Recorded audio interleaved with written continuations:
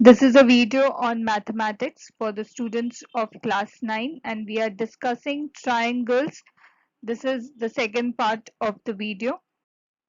Let us discuss exercise 10.2. First question. In the adjoining figure, AD is median of triangle ABC where BM and CN are perpendicular drawn from B and C respectively on AD and AD that has been produced. So this extended line that we are seeing DN. We need to prove that BM is equal to CM. So the length of BM is equal to the length of CN. This is what they have asked us to prove here. Now in triangle ABC, AD is median. So BM and CN are perpendicular to AD from B and C respectively. And if we consider triangle CND and triangle BMD, this triangle, so BD is equal to CD because AD is the median here. So BD will be equal to the length of CD where D is the median. Angle M is equal to angle N because it's been mentioned that they are 90 degrees respectively. And angle BDM is equal to angle CDN because they are vertically opposite angles. So we have two angles and a side equal. So by angle side axiom, we can say that both the triangles are congruent to each other. Now, if we see the side BM and CN, they are the parts of the triangle which are congruent to each other. So BM is equal to CN because they are the corresponding parts of the congruent triangles. Next, let us see question number 5. In the given figure, BM and DN are perpendicular to the line segment AC and BM is equal to DN. We need to prove that AC bisects BD. So this AC is bisecting the line BD here. Now, if we see the triangle BEM and triangle DEN, BM is equal to DN. This has been given to us in the question, and angle M and angle N are also mentioned that they are 90 degrees. And angle DEN is also equal to angle BEM because they are corresponding, they are also vertically opposite angles here. So therefore, with your angle and side axiom, we can say that triangle BEM, that is this triangle, and angle DEN, that is this triangle, is congruent to each other.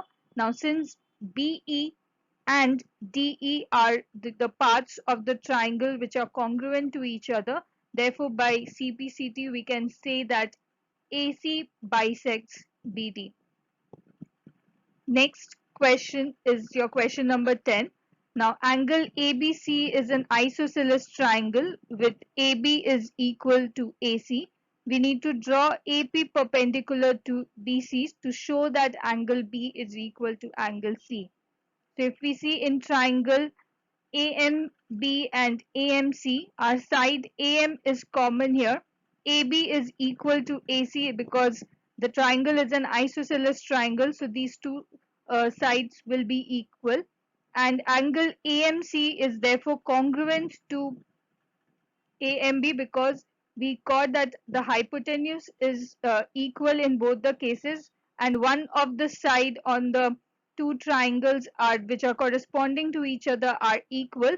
So by that we can prove that the triangles are congruent to each other because this is what right hand side property of the triangle states, that your hypotenuse should be equal and one of the two sides of the right angle triangle should be equal. So that is proved here. So therefore by RHS axiom, we can say that triangle AMC and triangle AMB are congruent to each other. Now since angle B and angle C are the part of the triangles which are congruent to each other, so by giving reason of being part of the corresponding part of the congruent triangle, we can state that angle B is equal to angle C. Next question, we have question number 13C. in the given figure, in the figure given below, BA is perpendicular to DF and CA is perpendicular to EG and BD is equal to EC. We need to prove that BG is equal to DF and EG is equal to CF.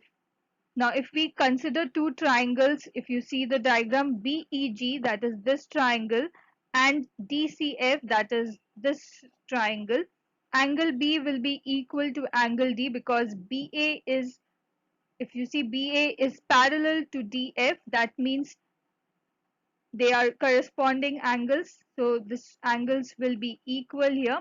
And similarly, angle E and angle C is also corresponding angles here. So they are also equal.